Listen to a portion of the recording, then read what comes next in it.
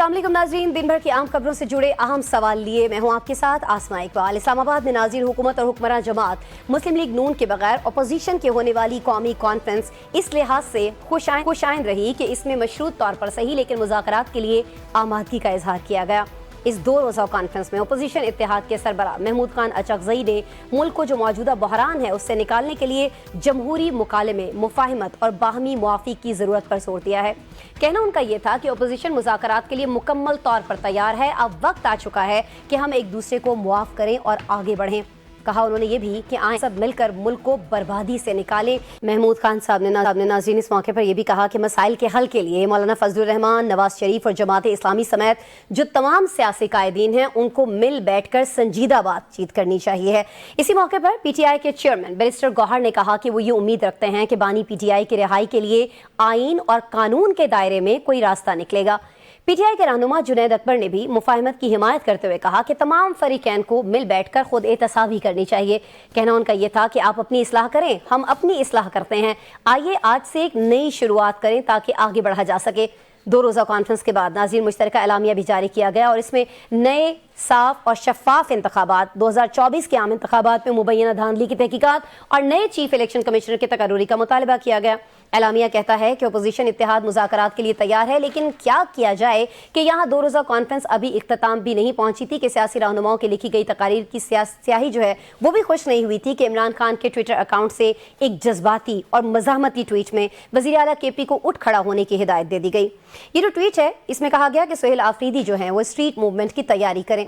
साथ ही कहा गया कि कौम को अपने हुकूक के लिए उठना होगा और इसके बाद PTI के सोशल मीडिया अकाउंट से एहतजाजी रैलियों के फुटेजेस शेयर होने लगे।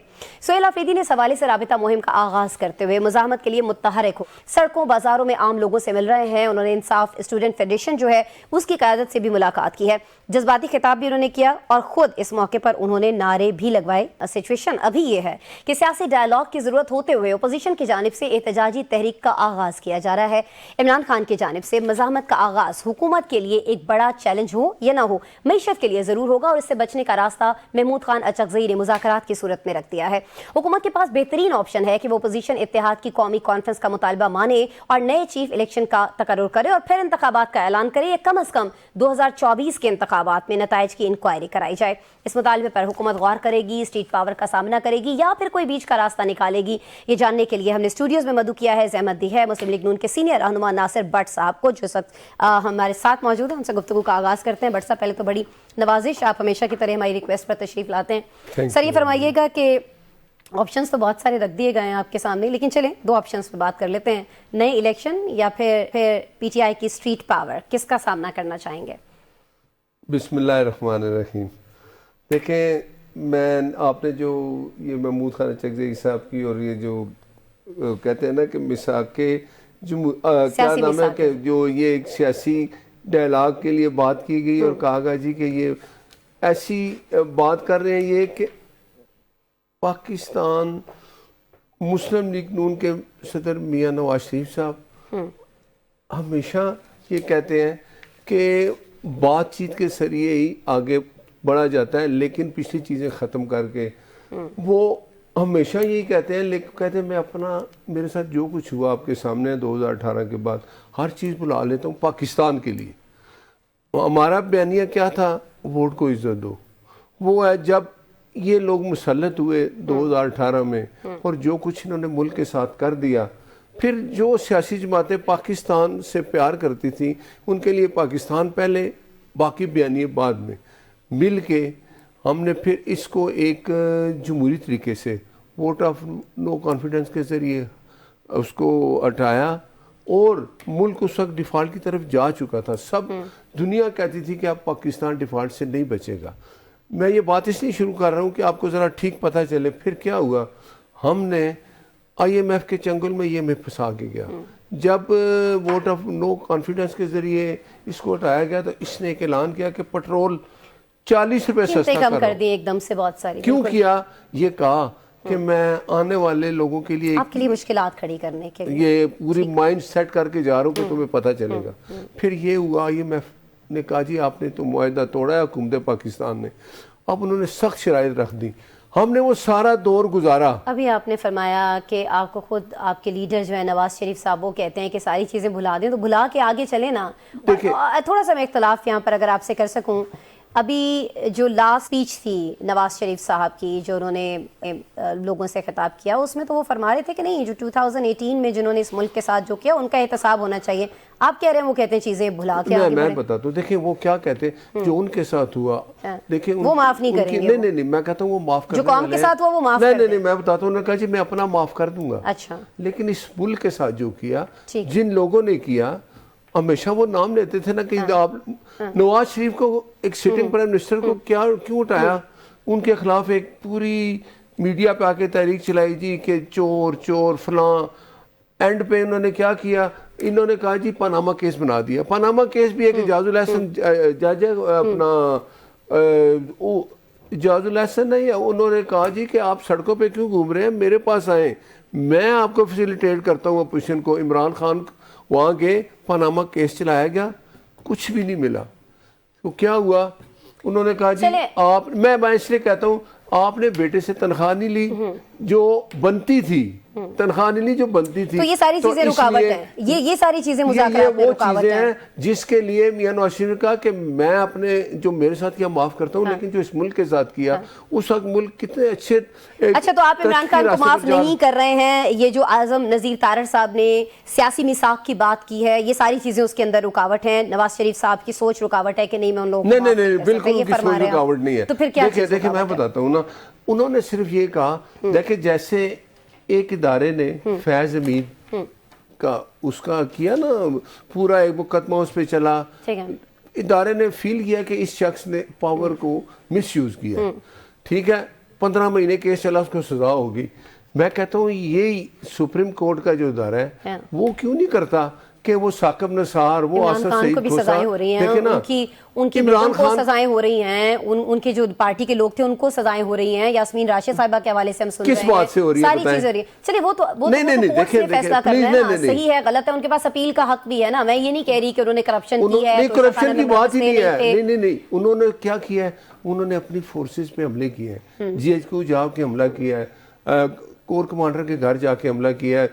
چلیں آپ لوگ اب دل بڑا کریں نا, آپ اپوزیشن کی سنیں نا, پہل کریں, پہل کیوں نہیں کر رہے. میں کہتا ہوں کہ اگر ایک کام میں کئی دفعہ پروگراموں میں کہہ چکا ہوں کہ وہ عمران خان جو جیل میں بند ہے 190 ملین میں یا یہ توشہ خانہ میں, وہ یہ کہہ دے, اعلان کرے کہ میں اپنی قوم سے معافی مانگتا ہوں, میں نے اپنی قوم کو غلط راستے پہ لگایا کہ اپنی فورسز پہ حملے. وہ تو آپ ان کی ٹویٹ دیکھ لیں جو بھی آئی ہیں, وہ تو ایسا کرتے دکھائی نہیں دیتے. تو پھر آپ مجھے بتائیں پھر وہ سیاسی لوگوں سے جب غلطی ہوتی ہے اس کی معافی مانگتے ہیں, وہ نہیں مان رہے, نہیں مان رہے, تو اس کا کیا مطلب ہے, تو نہیں دکھا رہے. تو پھر دیکھیں نا اب سزائیں جو ہوئی ہیں وہ 9 مئی ہم نے نہیں کہا تھا کریں, ہم نے کہا تھا یہ کام کریں, جائیں جی ایچ کیو میں. تو آپ کوئی راستہ نکالیں نا, راستہ دیکھیں, وہ اپنا رویہ چینج کریں, قوم سے آپ بھی سیاسی جماعت ہیں, آپ لوگوں کے ساتھ بھی زیادتیاں ہوتی رہی ہیں ماضی میں. نہیں تو ہم کہتے ہیں کہ ہمارے ساتھ. اچھا مجھے آپ بتائیں پی ایم صاحب شہباز شریف صاحب نے کتنی دفعہ اپوزیشن کو چل کے کہا, اس کو بیرسٹر گور صاحب کو,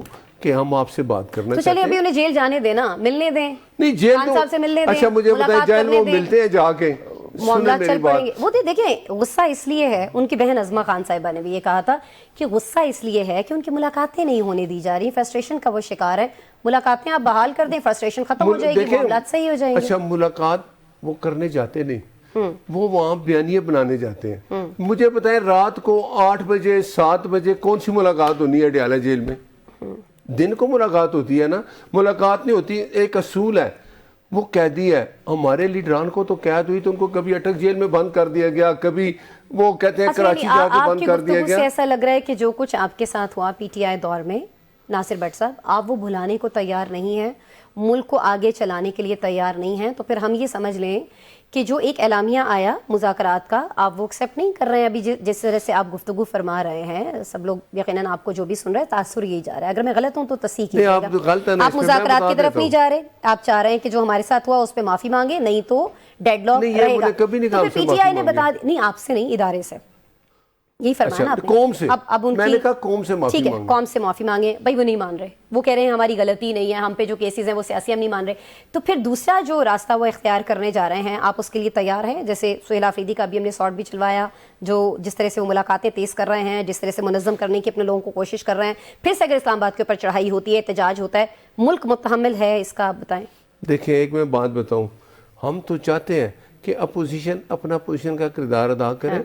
تو کرنے دینا. نہیں کرتے. آپ مجھے بتائیں وہ کیا کرتے ہیں. نہیں آپ بتا دیں کیا ایسا کرتے ہیں کہ آپ کو لگتا ہے اپوزیشن کو اور کیا کردار ہے, وہ آپ پہ تنقید ہی کریں گے نا. جی وہ جب بھی کوئی حکومت کوئی بل پاس کرنے کے لیے آتی ہے یا کوئی بل پیش کرتی ہے, اس کے لیے تو بہتر ہے نا کہ وہ وہاں بیٹھ کے بحث کریں ہمارے ساتھ, اس پہ بحث کریں. وہ کرتے کیا ہیں, اٹھاتے ہیں کاپیاں پھاڑتے ہیں, باہر چلے جاتے ہیں, کوئی بات نہیں کرتے. ابھی 26ویں ترمیم 27ویں ترمیم آپ نے دیکھا کیا ہوا کہ 1 مہینہ ہم لیٹ ہوئے. میں اس لیے یہ بار بار کہتا ہوں کہ مولانا فضل الرحمان صاحب نے کہا نہیں جی جب تک ہم اپنی چیزیں دیکھیں گے نہیں آپ جلدی نہ کریں, رک جائیں. رک گئے. پھر کیا ہوا؟ آج وہی فضل الرحمان صاحب تنقید کر رہے ہیں, وہ کہہ رہے ہیں کہ جی یک طرفہ ہے, متنازع ہے. یہ جو آپ لوگوں نے استثناء دیا ہے, اس کے اوپر ہمارے اسی پروگرام میں جے یو آئی کے جو ترجمان ہیں وہ اس کو غیر آئینی, غیر مذہبی, غیر شرعی قرار دے چکے ہیں. تو احتجاج کے لیے تو وہ بھی پر توڑ رہے ہیں. میں ایک بات بتاؤں آپ کو, چلے ان کو تو مان لینا کہ وہ صحیح اپوزیشن کر رہے ہیں. انہوں نے مخالفت کی, مخالفت میں انہوں نے ووٹ ڈالے, پتہ چلا جی کہ 87ویں ترمیم کے خلاف 4 ووٹ آئے ہیں. پی ٹی آئی نے کیا کیا, 2 منٹ کھڑے ہوئے, شور کر کے چلے گئے. وہ میں فیسیلیٹیٹ کرتے ہیں کہ آپ جو مرضی بل پاس کریں, بولیں گے نہیں. مولانا فضل الرحمان صاحب کم از کم سیرت سیاستدان ہے, وہ جمہوری طریقہ اختیار کرتے ہیں. ابھی آپ نے ایک بات کی کہ وہ اس میں نہیں آئے نا کانفرنس میں جو انہوں نے بلائی تھی. کیوں نہیں آئے؟ کہ کانفرنس کا ایجنڈا کیا تھا. مان لیتے ہیں جو آپ ریکارڈ بتا رہے ہیں وہی ریکارڈ ہے جی پی ٹی آئی کا, جو ناصر بٹ صاحب کہہ رہے ہیں وہی ریکارڈ ہے. احتجاج کرتے ہیں, پرامن احتجاج ان کا نہیں ہوتا ہے, مشتعل احتجاج ہوتا ہے, مشتعل ہو جاتے ہیں. آپ کی بات میں مان لیتے ہیں, توڑ پھوڑ کر لیتے ہیں. سب مان رہی ہیں نا. نہیں میں نہیں مان رہی, میں کہہ رہی ہوں کہ چلے جو آپ کہہ رہے ہیں 1 سیکنڈ کو اگر آپ کی بات میں درست تسلیم کر لوں, انورٹڈ کاماز میں یہ کہہ رہی ہوں کہ اگر میں یہ درست تسلیم کر لوں تو میں پھر یہ سمجھوں کہ نہیں بھائی اب یہ جو ہے وہ اسٹریٹ پاور ہی ہوگی اور یہ ساری چیز ہو رہی ہوگی, آپ ان کو بالکل بھی مذاکرات کی طرف آپ نہیں آ رہے. دیکھیں مذاکرات اور احتجاج میں دباؤ ڈالنا 2 مختلف چیزیں ہیں. مذاکرات کے لیے ہمیشہ حکومت نے کہا کہ آ کے مذاکرات کریں, وہ نہیں کرتا. وہ کیا کہتا ہے میں نے ان سے مذاکرات کرنے, اور جن سے مذاکرات کرتا ہے ان کو کیا کہتا ہے آپ دیکھ لیں. وہ شخص کیا کرتا ہے ان کے ساتھ, اس کا جو رویہ ہے, اس کا جو طریقہ کار ہے, اگر وہ چینج نہیں کرے گا اور یہ دھونس اور دھاندلی کا طریقہ اختیار کرے گا تو پھر قانون جو ہے اپنا راستہ بنائے گا. ہمیشہ بناتا ہے قانون, اپنا راستہ بنائے گا. ہم حکومت کی ذمہ داری ہوتی ہے اپنی عوام کا خیال کرنا, ان کا تحفظ کرنا. اچھا ایک کمیٹی بنائی جا رہی ہے جس کا اعلان, میرے پروڈیوسر کہہ رہے ہیں کہ وقت ختم ہوا, لیکن وقت کیسے ختم ہوگا, میں تو ابھی بات شروع نہیں کی تو وقت ختم ہو گیا. آپ اصل میں بیک گراؤنڈ میں چلے جاتے ہیں نا. میں اس لیے بیک گراؤنڈ میں جاتا ہوں کہ یہ لوگوں کو پتہ چلے. لیکن آپ ماضی بھلائیں گے نا ناصر بٹ صاحب, تو اس قوم کا مستقبل اچھا کون ماضی, ہم ماضی بلا دیں؟ آپ نہیں بلا رہے نا.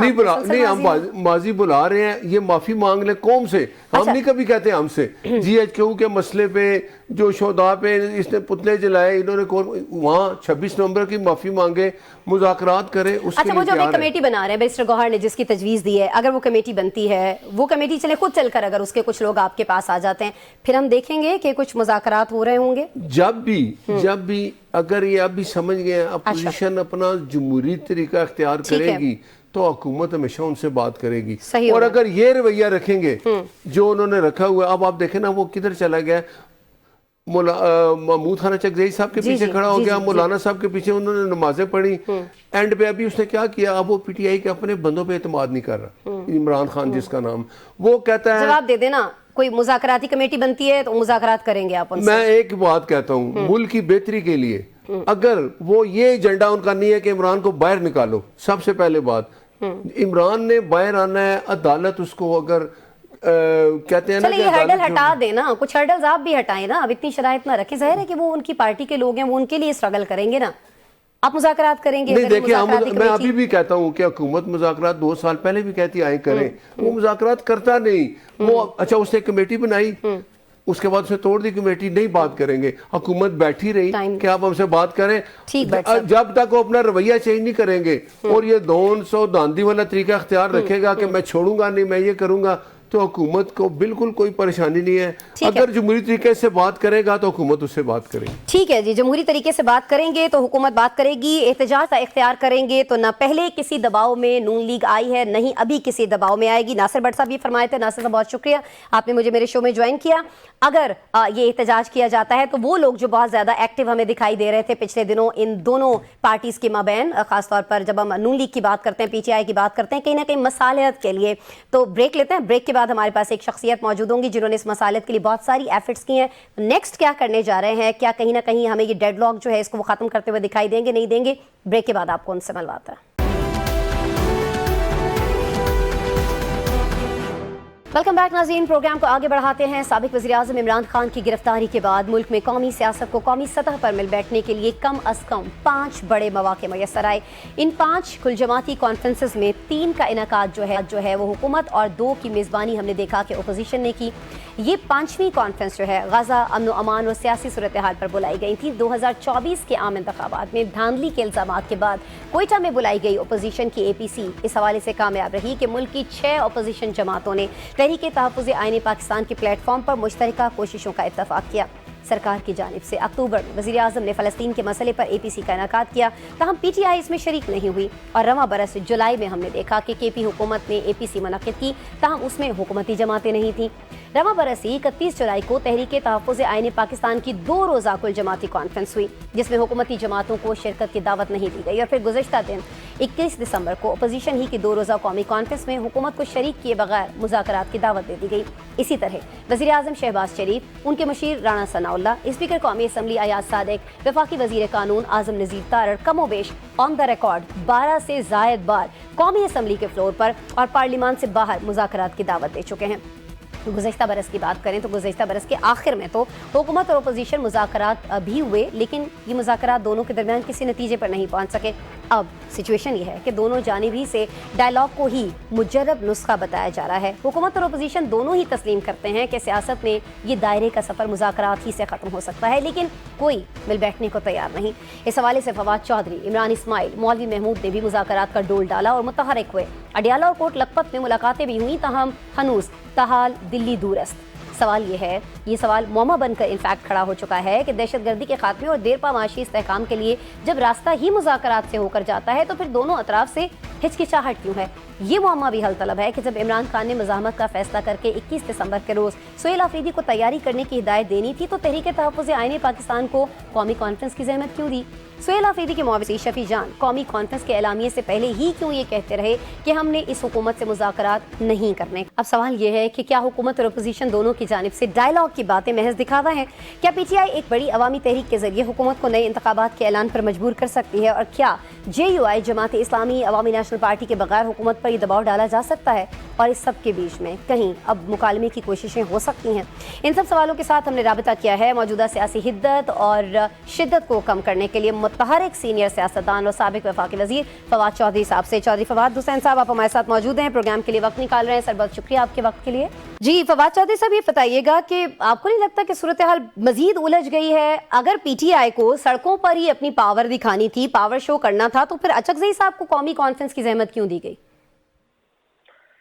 دیکھیں نا, ان کا جو اچکزئی صاحب کا جو معاملہ ہے وہ اتنا اہم نہیں ہے فرینکلی. دیکھیں پرابلم یہ ہے کہ جب تک حکومت کو اسپیس نہیں دے گی تحریک انصاف کو, جی عمران خان کو, اس وقت تک وہ اپنے مزاحمت کے بیانیے سے پیچھے کیسے ہٹ سکتے ہیں؟ یہ آپشن نہیں ہے PTI کے پاس. آپ دیکھیں نا کہ اگر آپ یہ سوچیں کہ صرف جو مذاکرات کی آفر کر دیں اچکزئی صاحب اور PTI مزاحمت کے بیانیے سے بھی پیچھے ہٹ جائے, ان کے لوگوں کو آپ نے ڈبل ڈاؤن کر دیا اس ہفتے, سزائیں ان کی ڈبل ڈاؤن کر دیں. عمران خان کے ساتھ جو سلوک ہے وہ آپ دیکھ رہے ہیں, ان کے بہنوں کے ساتھ جو سلوک ہے وہ آپ دیکھ رہے ہیں. تو سوال یہ پیدا ہوتا ہے نا کہ وہ کیا اس چیز سے بھی پیچھے ہٹ جائے تو پھر ان کے پاس بچے گا کیا؟ یہی مسئلہ ہے جو ہم حکومت سے, جو ہم نے اپنی ایک نیشنل ڈائلاگ کمیٹی کریٹ کی ہے, عمران اسماعیل, محمود مولوی صاحب, میں ہوں اور لوگ ہیں, جو حکومت سے گزارش کر رہے ہیں کہ دیکھیے آپ کو اسپیس دیں, کوٹ لکھپت کے لوگوں کو ریلیف دیں, انہیں رہا کریں, جی تاکہ ایک ماحول پیدا ہو جس میں ہم عمران خان سے بات کر سکیں کہ آپ ایک قدم پیچھے ہٹیں, حکومت ایک قدم آگے بڑھے اور عمران خان ایک قدم پیچھے ہٹے. اور اس کے بغیر آگے بڑھا نہیں جا سکتا. دیکھو عظما کہ ایشو یہ ہے کہ دو چیزیں ہیں نا, وہ کہتے ہیں نا یہاں کسی کو بھی پورا جہاں نہیں ملتا, زمین نہیں ملتی تو کبھی آسمان نہیں ملتا. یہاں پہ ساری خواہشیں نہیں پوری ہو سکتی. حکومت کی اسٹیبلشمنٹ کی جو خواہش تھی کہ وہ عمران خان کو پولیٹیکلی زیرو کر دیں گے, وہ پوری نہیں ہو سک رہی. صحیح. اسی طرح سے جو عمران خان کی خواہش تھی کہ ہم انقلاب ہی لے کے آئیں گے, وہ بھی پوری نہیں ہو رہی. اب آج پھر علیمہ بی بی کہہ رہی ہیں کہ جی یہ جو مذاکرات کی باتیں ہیں یہ تو وہ لوگ کر رہے ہیں جو عمران خان کے ساتھ نہیں ہیں, ہم تو اسٹریٹ موومنٹ کرنا چاہتے ہیں. تو بھئی آپ کر لیں, 3 مہینے سال ہو گئے ہیں, آپ سے نہیں ہو پا رہی, آپ اپنی کوشش کر لیں.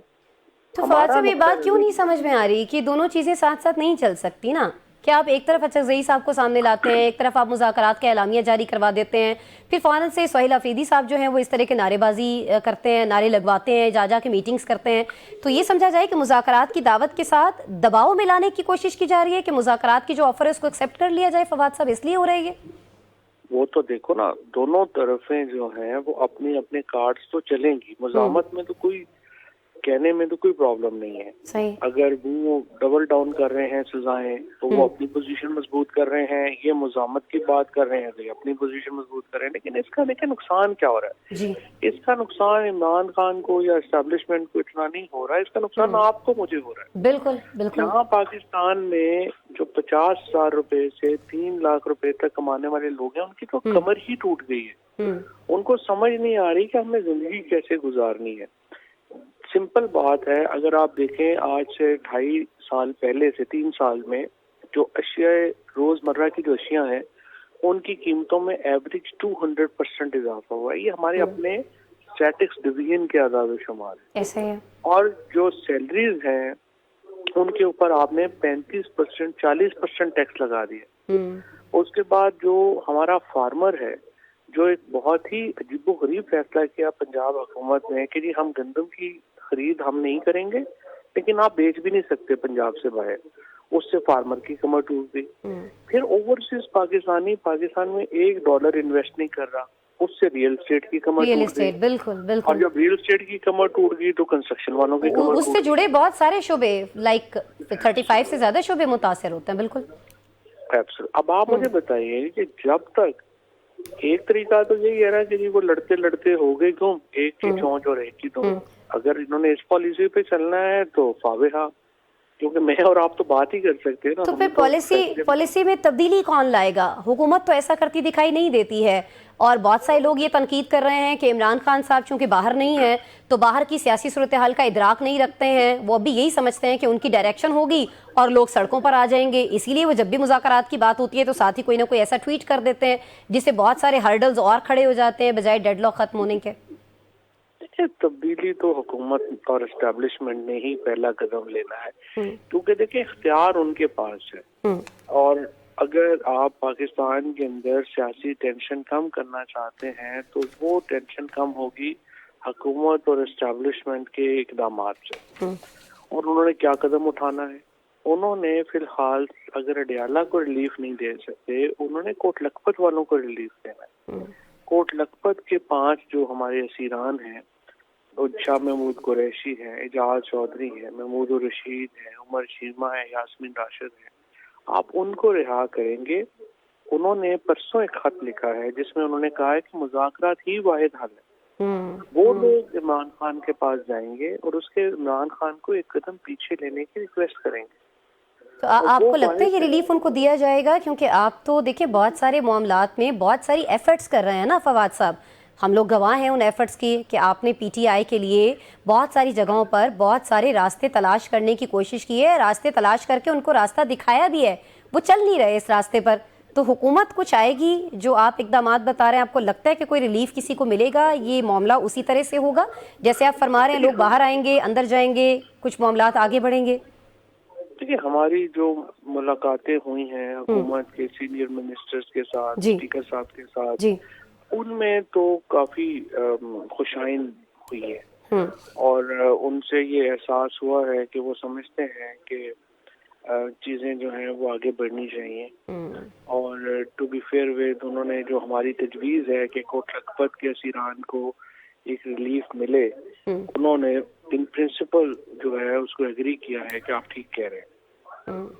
اب اگلا جو مرحلہ ہے وہ اب ہم انتظار کر رہے ہیں حکومت سے کہ ہمیں بلیک اینڈ وائٹ میں ہمیں بتائیں کہ وہ یہ ریلیف جو ہے وہ کب تک ایکسٹینڈ کریں گے, اور اگر وہ یہ ریلیف ایکسٹینڈ کریں گے تو آئی کین ایشور یو کہ ٹمپریچر نیچے آئے گا, اور عمران خان کی جو ٹویٹس ہیں, عمران خان کی جو باتیں ہیں, ان میں بھی آپ کو تبدیلی محسوس ہوگی. اور پروگرام میں ابھی وقت ہوا ہے ایک بریک کا.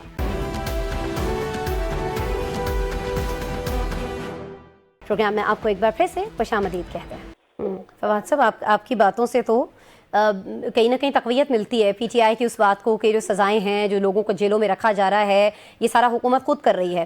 لیکن ساتھ ہی ساتھ ان کی اس بات کو بھی بہت سارے چیزوں سے تقویت ملتی ہے کہ حکومت کے پاس تو اختیار ہی نہیں ہے, اختیار تو کسی اور کے پاس ہے.